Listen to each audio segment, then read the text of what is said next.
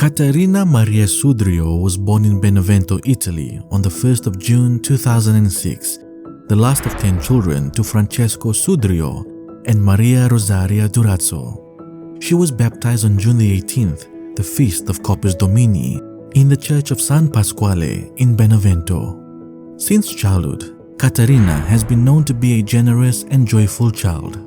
She stands out in the family for her delicate sensitivity and affability towards everyone, especially her defining her mother as adored mother, and for a simple and passionate love for Jesus in the Eucharist. She easily becomes friends with everyone thanks to her big heart. No one is indifferent to her. She has such funny ways that just by seeing her makes one happy. She is the little friend of those who are alone. She is the silent confidant of those who suffer. And she is also joy for those who are sad and consolation for those who are disappointed. She loves to sleep, watch cartoons with her sisters, and play video games. Pretty much a very active little girl. Every evening, she recites the Holy Rosary with her family and is eager to be able to lead at least one part of it. She loves to sing, and whenever she hears the Italian national anthem, she sings out loud with a hand on her heart. Not a day goes by without hearing her sing, "Heaven, Heaven, I prefer heaven," one of her favorite songs from one of her favorite movies. She calls the saints her friends in heaven, and some of these friends in heaven are Saint Josephine Bakhita, Saint Philip Neri, and Blessed Josephine of Jesus Crucified.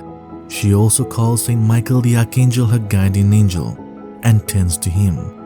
At the age of 5, she asks permission to take her first communion, and for this, she puts all her effort in learning the catechism and prayers. She knows very well that the Eucharist is the very body of our Lord Jesus, and for this reason, she could not understand why it was being distributed on the hand with the risk of dropping small pieces without the priest or whoever receives it realizing it. Once, a priest tried to explain to her why communion was given on the hand, to which Caterina exclaimed with simplicity, "Yes, but Jesus is God." During the summer holidays, she goes to church for the exposition of the Blessed Sacrament, upon which entering the church and seeing the Blessed Sacrament exposed, Caterina prostrates herself in the corridor as a sign of recognition and worship of the Lord. She was not ashamed to lie face down, neither did it matter what others thought. She knew she was before God herself. It was at the age of 6 when she started having a headache, but she does her best to hide it. In September, school begins in the 1st grade.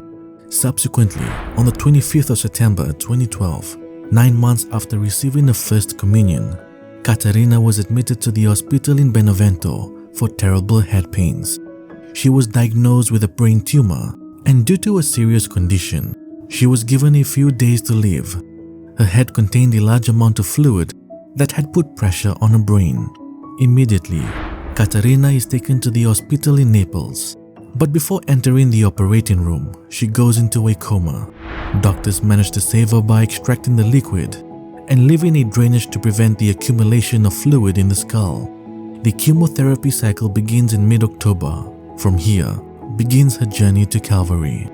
She gets her hair shaved without complaining. On the contrary, she says amused, "I shaved my hair like dead." A few months later, in January of 2013, she undergoes the tumor removal surgery in Naples. In March, she returns to Naples and remains in a sterile room for about 3 months to undergo the transplant of a bone marrow, which would have to be performed twice. But she faces everything with a smile. When someone would ask Caterina if she was suffering, she would naturally reply, "Yes, I suffer, but we must do the will of God." Every time she needs to be hospitalized, a great friendship is born with the doctors and nurses. When she felt a little better, Caterina would go around the hospital with them to visit the other sick children and help distribute medicines. During her illness, she continues to play the role of a little nurse. Her magnanimous heart makes her forget herself to make others happy. Towards the end of June 2013, she returns home, declared clinically cured by the doctors, but already by August, she begins to show the first signs of a return of the disease. She is then taken to the hospital for all checks and is made to go home.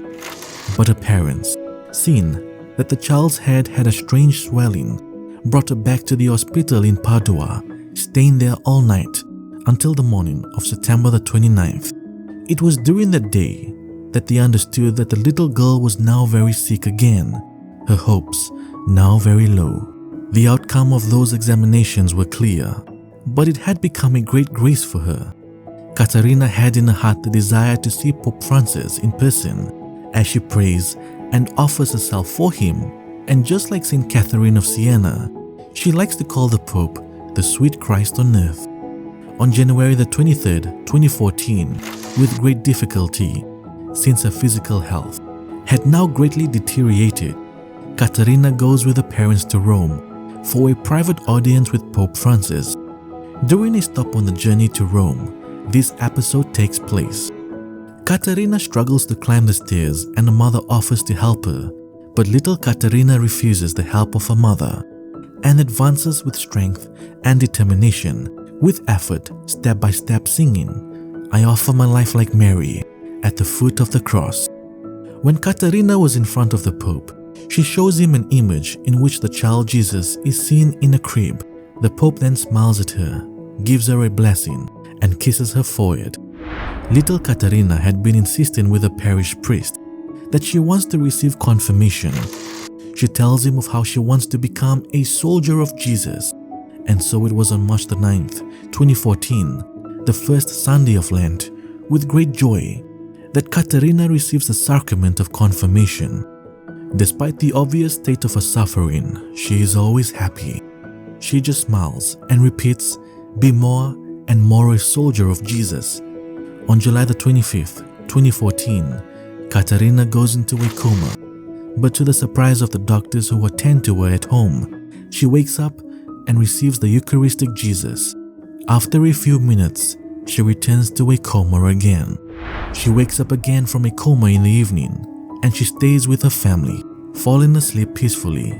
The next morning, her condition deteriorates. Her mother notices that Caterina is leaving for heaven, and so she calls the whole family. At 9 a.m. on July the 26th, 2014, the feast of Saints Joachim and Anna. While her family gathers around her bed and sings for her, Jesus comes to take her with him. Little Caterina passes away at the age of 8 on July the 26th, 2014. Now the message that Caterina left behind was joy. Jesus came to bring joy was an expression that Caterina often repeated, and it was this joy that was evident throughout her life, throughout her sufferings. Joy that is not simply being happy, but something deeper, which draws those around you to love life. Caterina Maria Sudrio, prega per noi.